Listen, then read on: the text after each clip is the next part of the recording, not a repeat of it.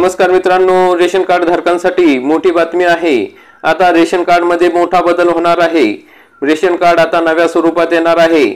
जुने ration card हे म्हणजे जे कागदी रेशन कार्ड होते ते आता इतिहास जमा होणार आहे।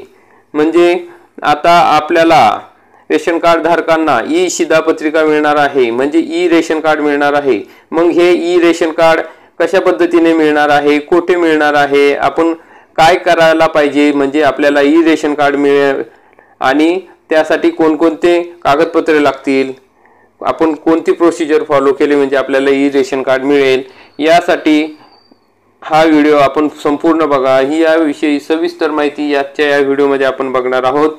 तर मग मित्रांनो, आपण जर या चॅनलवरती नवीन असाल तर चॅनलला सबस्क्राइब करा, बेल आयकॉनला क्लिक करा, म्हणजे असेच महत्त्वपूर्ण अपडेट तुम्हाला बघण्यासाठी मिळतील।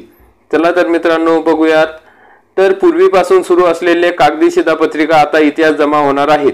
त्याऐवजी शासन आता ई शिधापत्रिका देणार आहे। तसा शासन निर्णय झाल्यामुळे आता यापुढे कागदी शिधापत्रिकेऐवजी ई शिधापत्रिका मिळणार आहे। त्यामुळे पूर्वीच्या शिधापत्रिका आता इतिहास जमा होण्याच्या अखेरच्या टप्प्यावर आल्या आहेत। मग कारण काय आहे तर समाजातील गरजूंना धान्य देण्यासाठी शासनाने शिधापत्रिका तयार केली होती। स्वस्त धान्य दुकानदारही बऱ्याचदा या कुटुंबासाठी आलेल्या धान्याची परस्पर काळ्या बाजारात विक्री करत।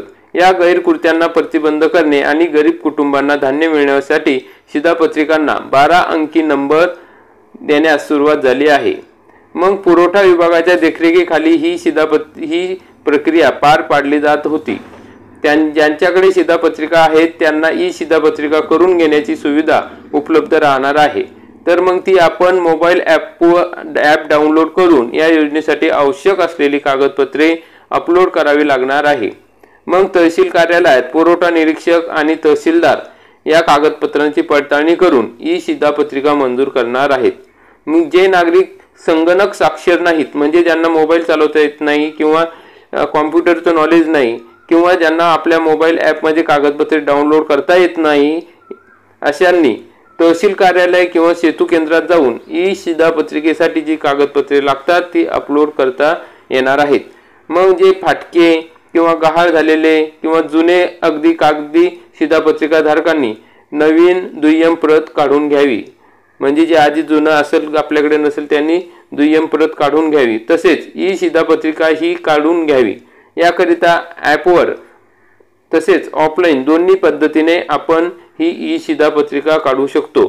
त्यामुळे सेतू कार्यालयातून आपण शिधापत्रिका तयार करून घ्यावी, अशा सूचना पुरवठा विभागाच्या वतीने सर्व रेशन कार्ड धारकांना देण्यात आलेल्या आहे।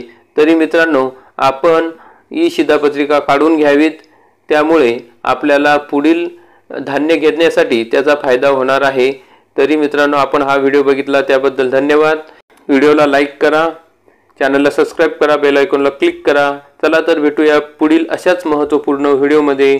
धन्यवाद। जय हिंद, जय महाराष्ट्र।